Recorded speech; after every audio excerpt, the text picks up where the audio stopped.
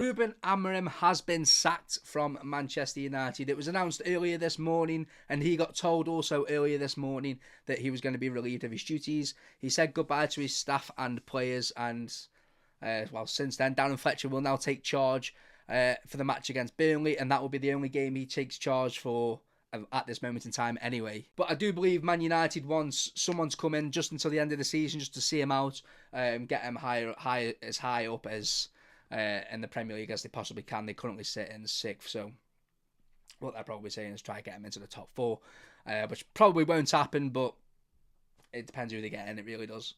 I have seen a lot of names put out there for the guy to come in to the end of the season. Well, I say not a lot of names, it's just one name really. A lot of fans have put one name out there, and that's Ole Gunnar Solskjaer. He obviously did it, I think it was just before lockdown, he did it, come in for Man United. It was meant to be until the end of the season.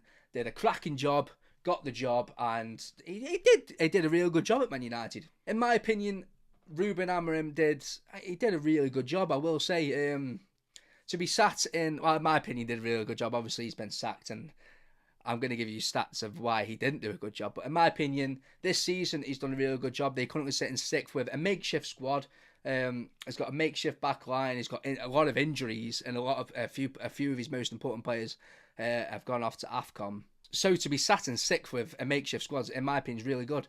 Obviously, Ruben Amorim was appointed in November 2024, and since then, obviously, took him on to a Europa League final. Obviously, lost against Spurs, and I did indeed win October Manager of the Month this season.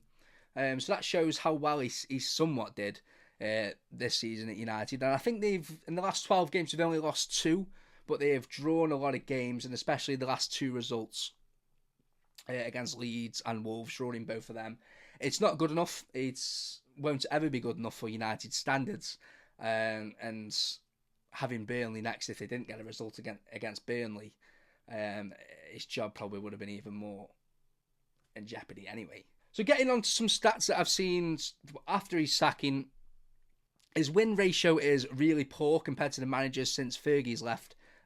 His win ratio is only 37%. Comparing that to when he was at Sporting for 4 seasons, his win ratio there was 74% over 4 seasons, which is absolutely incredible. I know that's probably just like a two-team league, but still an incredible stat for your managerial job. That's why he got the Man United job.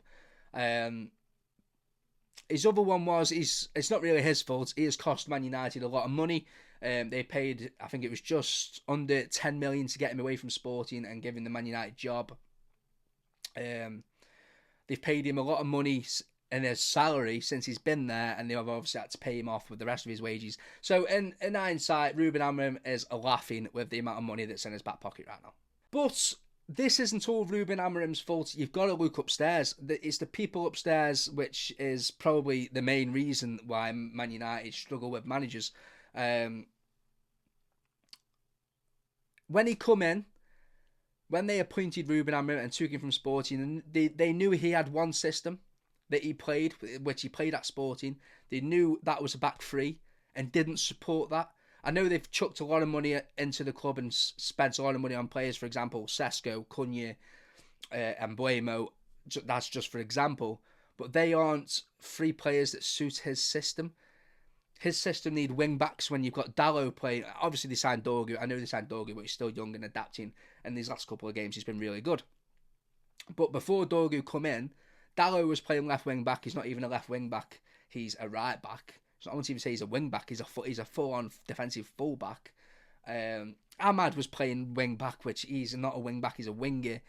Luke Shaw was playing left side. He's centre back. He's not a centre back. He's a left back. It wasn't looking tidy. Bruno Fernandes was another example, playing centre midfield more as that number 8/6.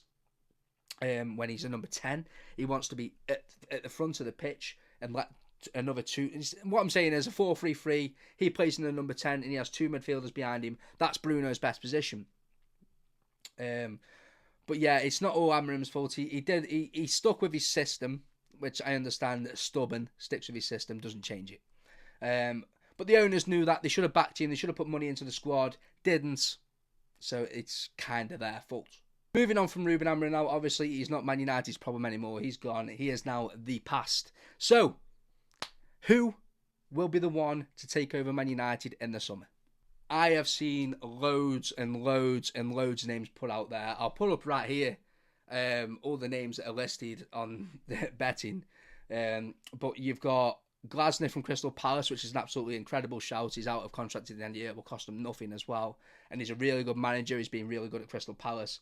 Then you've got Southgate, Tuchel. You've seen Xavi. There's plenty of De Zerbi's one of them. There's plenty of managers, as you can see. But Manchester United have to get this appointment correct. If they don't get it right, they're going to be back to stage one again in 18 months' time when they're sacking another manager and they're getting another one in. Then they're going to have to sell more players, buy more players for this manager. It's going to be an ongoing cycle, which they don't want. They have to get a big name for me. They have to get a big name. They have to prove a point, and they have to back him no matter what. For me, it's got to be obviously a manager that plays four at the back, because Manchester United aren't a club. A stature of Manchester United should not be playing three at the back. It should be a 4-3-3 or a 4-4-2 or whatever you want to see with Man United play, but it has to be an attacking formation. So that being said, you've got to get an attacking style manager. So that could be De Zerbi. I'm not even going to say Southgate. Tuchel plays three at the back, but he's very attacking minded. If you're going to go for three at the back, you'd get Glasner or Tuchel. It's one of them. But if you're going for at the back, you go for a foreign manager. In my mind, I'm torn between two managers that they should get, and that is Xavi and Zidane. I know Zidane's a big shout. Obviously, he's not done it anywhere else other than Real Madrid, but he's won a lot at Real Madrid. He knows how to deal with big egos as well.